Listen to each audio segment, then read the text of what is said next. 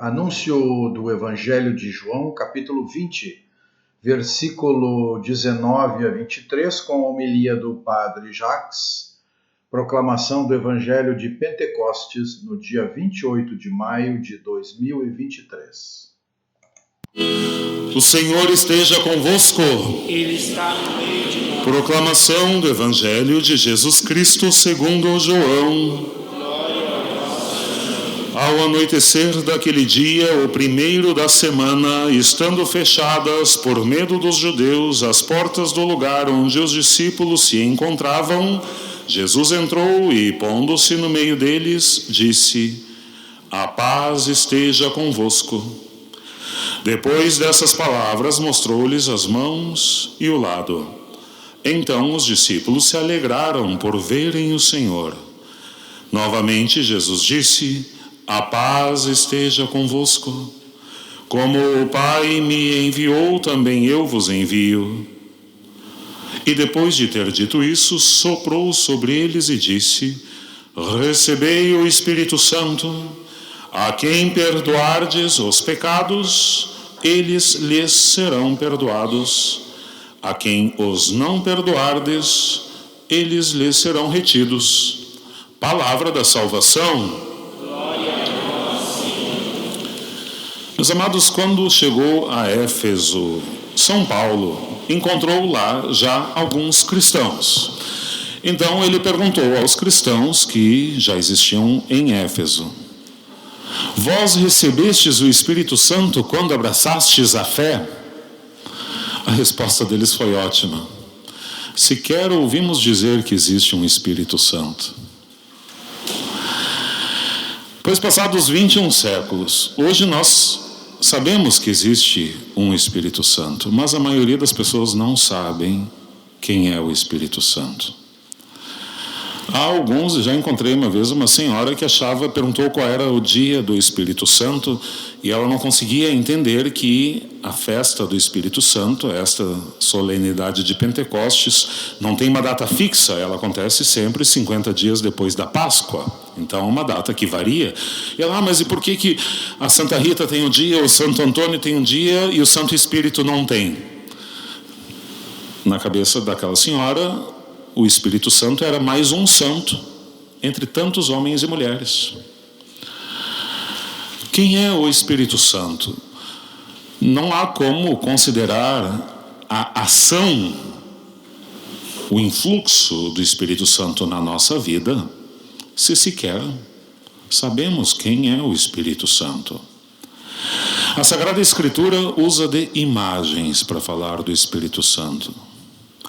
Particularmente nesta liturgia de Pentecostes, a Sagrada Escritura nos fala do Espírito Santo através da imagem do sopro e do fogo. Ambas as imagens estão presentes na Sagrada Escritura desde o Antigo Testamento. O sopro. A primeira vez que aparece o sopro divino.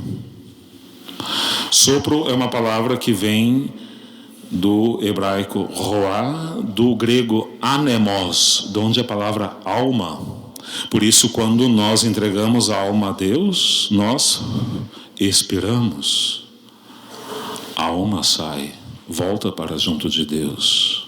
Então, a palavra sopro vem do grego anemos, de onde a palavra alma no português, e vem do latim a palavra spiritus, do verbo spiro, que é sopro, de onde a palavra espírito no português. Então, sopro, vento, alma, espírito, são todas palavras que têm a mesma raiz. E deste sopro nos fala a Bíblia na primeira vez, quando Deus, tendo feito Adão do pó da terra, soprou-lhe nas narinas e então tornou-se um ser vivente. Biologicamente falando, somos fruto da terra.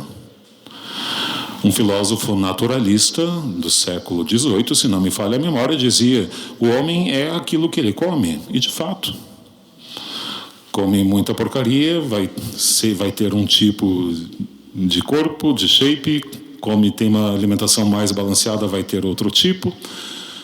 Biologicamente falando, somos isso, fruto daquilo que comemos, da nutrição.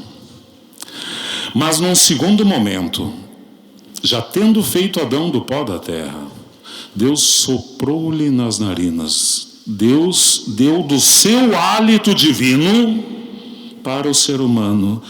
Por isso que de toda a obra da criação, somente o ser humano tem alma. É este sopro divino que foi concedido por Deus. As árvores não têm alma. E não fiquem bravos com o padre, cachorrinho não tem alma e gato não tem alma. E é preciso, por mais óbvio que pareça, que se diga isso, porque já tem gente pedindo para o padre dar unção dos enfermos para cachorro. Ainda não me convidaram para fazer enterro de gato e cachorro. Bicho não tem alma. Tem carinho, tem uma espécie, tem um nível de inteligência, nos apegamos a eles, gostamos a eles, nada contra, tranquilo. Mas a alma, Deus a deu ao ser humano, porque foi ao ser humano que Deus soprou. E aí diz o livro do Gênesis, o homem tornou-se um ser vivente, que não é um simples ser vivo. Vivente porque possui em si a fonte da vida, que é o sopro de Deus.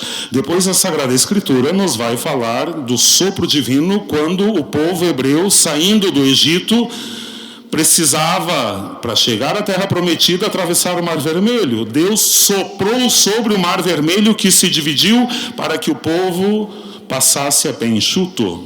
Ou seja, o sopro divino que conduz o povo de Deus de uma terra, de uma situação de escravidão, a uma situação de liberdade. E depois, no Antigo Testamento, ainda se fala de novo do sopro divino, quando Ezequiel tem uma visão, Deus soprando sobre uma montanha de ossos, e a partir do sopro de Deus, aqueles ossos se reorganizam e recebem, como diz a profecia de Ezequiel, cartilagens, nervos, massa muscular e pele, e voltam à vida. Pois celebrar Pentecostes é celebrar tudo isso. O ser humano que tinha perdido o sopro divino pelo pecado original, agora recebe novamente o sopro de Deus. Cumpre-se o que diz Jesus lá no Apocalipse: eis que faço novas todas as coisas. A humanidade que tinha decaído agora é elevada ao status de participação na divindade de Deus, porque recebe dos lábios do Senhor Jesus este sopro divino.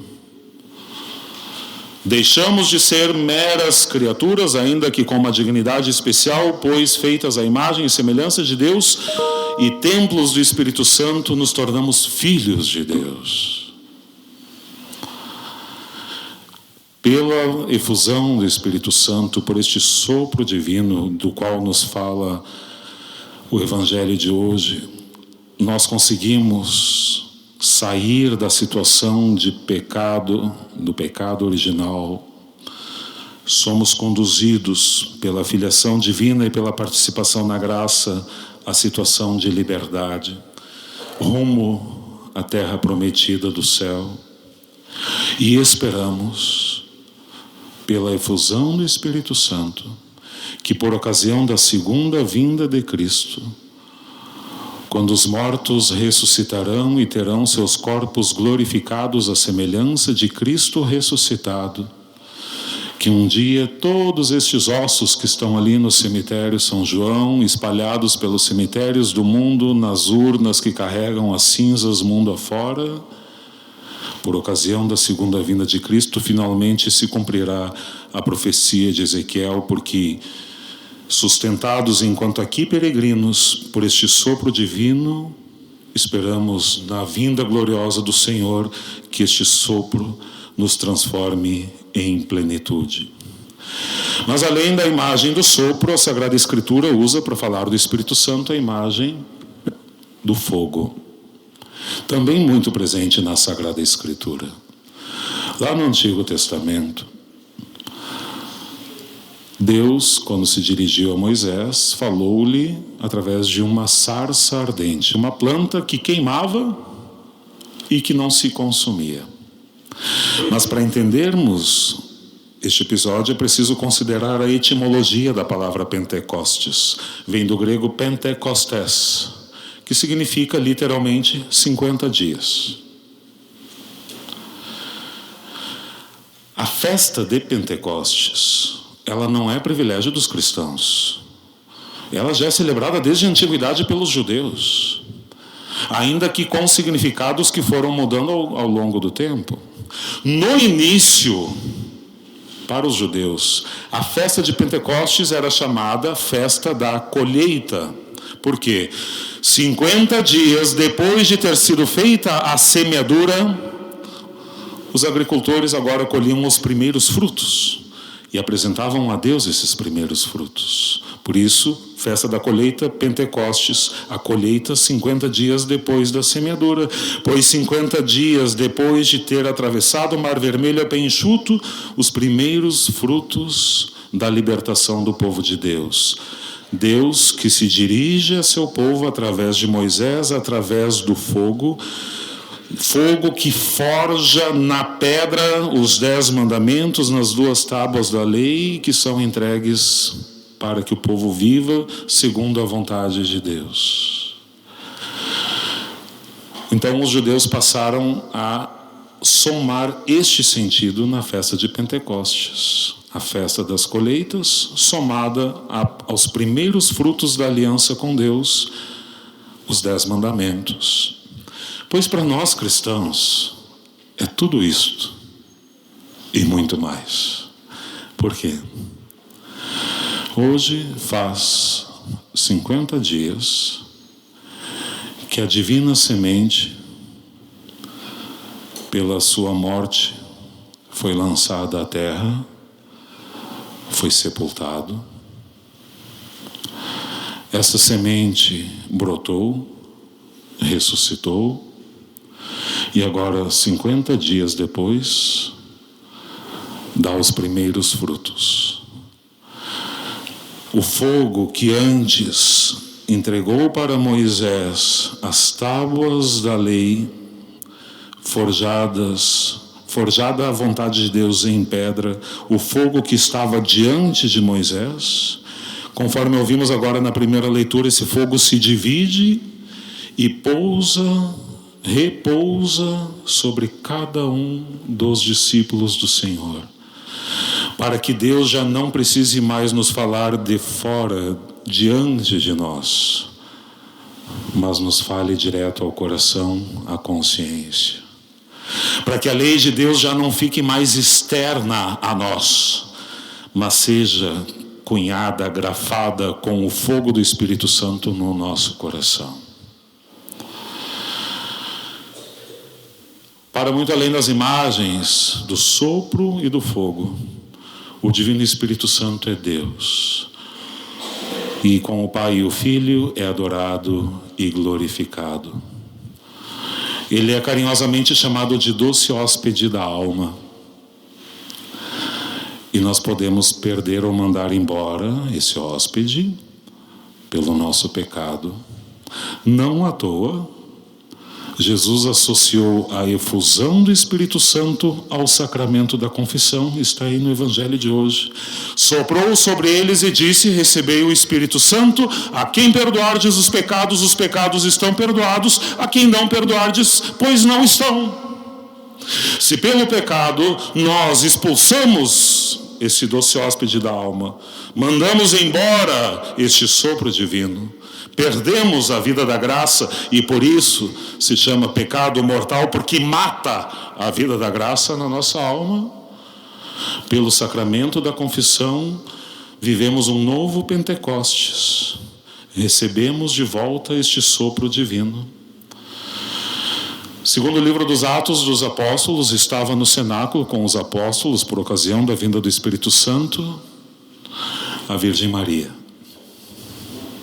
rezando ali com os apóstolos. Hoje ela está conosco neste cenáculo. Que as preces da mãe alcancem do Senhor Jesus a graça de uma grande efusão do Espírito Santo sobre nós,